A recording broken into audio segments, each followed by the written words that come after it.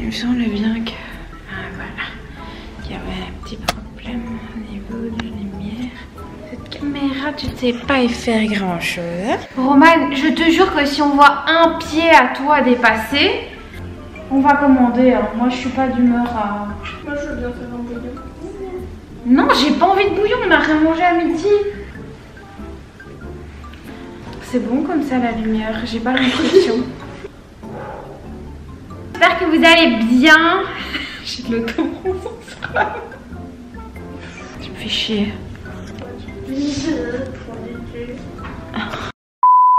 Hello mes gars, j'espère que vous allez bien. Je suis très contente de vous retrouver aujourd'hui pour une nouvelle vidéo dans laquelle j'ai décidé de vous parler de la marque Airburst, puisque c'est une marque que Roman utilisait déjà et que j'ai découverte en fait grâce à elle. Elle est là, elle est là, vraiment l'autobronzant ça se voit hyper fort. Elle est là donc elle fera sûrement ses commentaires habituels. Déjà vous dire dans un premier temps que cette vidéo elle est absolument pas sponsorisée en collaboration ou quoi que ce soit, parce que je sais qu'il y a plein de filles qui les reçoivent et moi je voulais vraiment faire un test honnête sur YouTube et vraiment vous dire ce que j'en pense, parce que c'est des produits qui sont quand même pas donnés. C'est pas des produits ultra chers mais c'est quand même des produits qui sont pas donnés, surtout quand vous oubliez de mettre le code promo. Ah. Je crois que quelqu'un a son mot à dire. Par contre il va pas hurler toute ma vidéo. Il est vraiment en train d'hurler. Max, c'est le même que celui qui fait des pirouettes. Ces produits on les a découverts grâce à deux personnes. La première c'est Luffy. C'est Roman qui avait découvert ça il y a hyper longtemps grâce à Luffy. L'avant-gardiste. On a compris parce que Roman se proclame être avant-gardiste parce que elle achète toujours les produits des influenceurs des autres. Les bons produits. Les bons produits. Moi j'avais eu envie de les tester grâce à Tara, donc Tara ONR sur Instagram. On va commencer tout de suite avec du coup les gummies que Roman vient de... Tu me les donnes!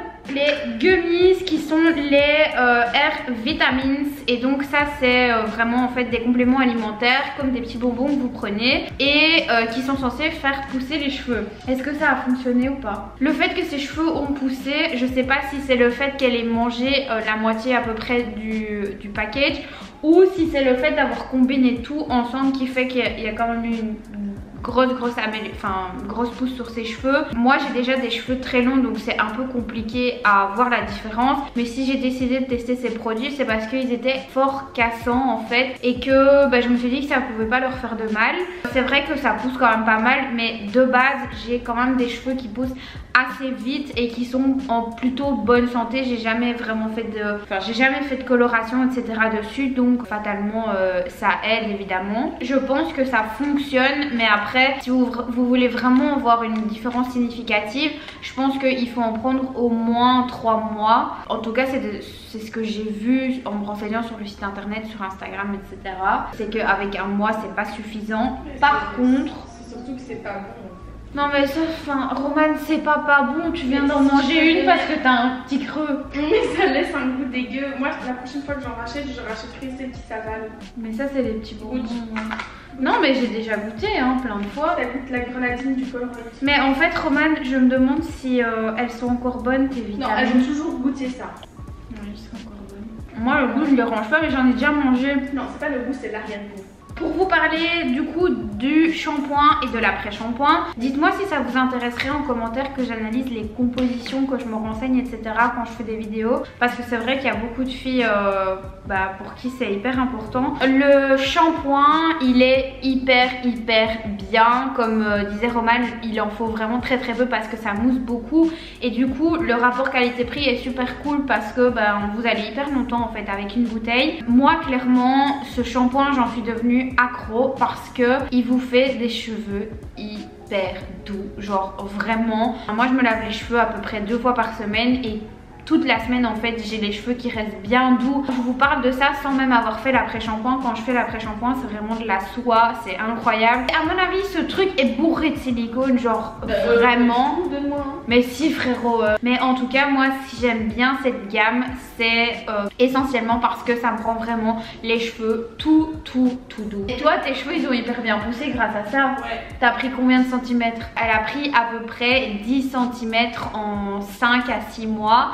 Donc ce qui est quand même pas mal. Et on pense que c'est quand même grâce du coup au shampoing et à l'après-shampoing essentiellement. Elle a acheté récemment du coup une brosse pour se faire en fait des massages. De toute façon on est déterminés.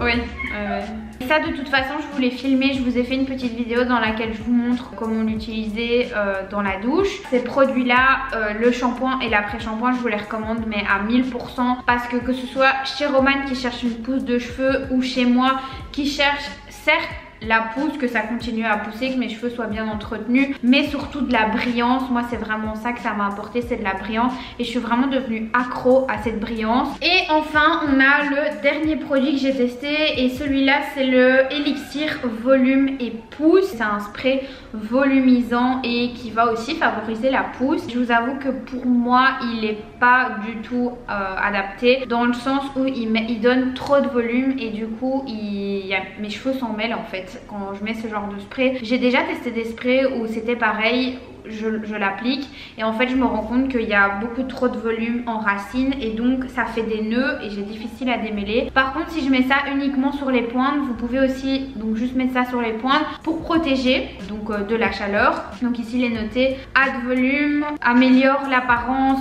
de la qualité du cheveu, contribue à faire pousser les cheveux, improve gloss, c'est le même, l'apparence, la brillance du cheveu, et protège des UV, de la chaleur et de la pollution. Je le mets vraiment que jusqu'ici, je vais pas le gaspiller, je vais pas le jeter, mais c'est pas quelque chose que je rachèterais. Moi je suis vraiment fan du shampoing et de l'après-shampoing. Concernant l'après-shampoing, j'ai aussi oublié de vous dire que il faut faire attention, parce que ce soit en fait le shampoing ou l'après-shampoing, c'est des produits, il en faut pas beaucoup, mais du coup si vous en mettez de trop, c'est impossible à rincer. Ça c'est vraiment le point négatif entre guillemets, encore une fois, parce que je pense qu'il y a des... Pourquoi j'oublie tout le temps le mot? Silicone, voilà. C'est la Maxime du montage qui vous reprend, parce que je voulais absolument rajouter quelque chose à cette vidéo, notamment le fait qu'il y a du phénoxyéthanol dans l'après-shampoing. Le phénoxyéthanol c'est un perturbateur endocrinien, un agent conservateur donc qui est utilisé dans beaucoup de produits cosmétiques, mais qui est potentiellement du coup irritant pour certaines personnes, même allergène, et donc plutôt à éviter, même vraiment à éviter. Comme ça vous êtes au courant. Et sachez également que le shampoing du coup contient des agents qui sont similaires à du silicone, donc c'est pas appelé sous ce terme là, mais ça a les mêmes effets. Je vous en ai parlé plus tôt dans la vidéo. J'utilise beaucoup des shampoings au silicone pour la simple et bonne raison que je fais des brushings tout le temps, et donc ça protège en quelque sorte le cheveu de toute source de chaleur. Mais sachez quand même que à long terme, et notamment si vous n'avez pas l'habitude de faire du brushing, ça peut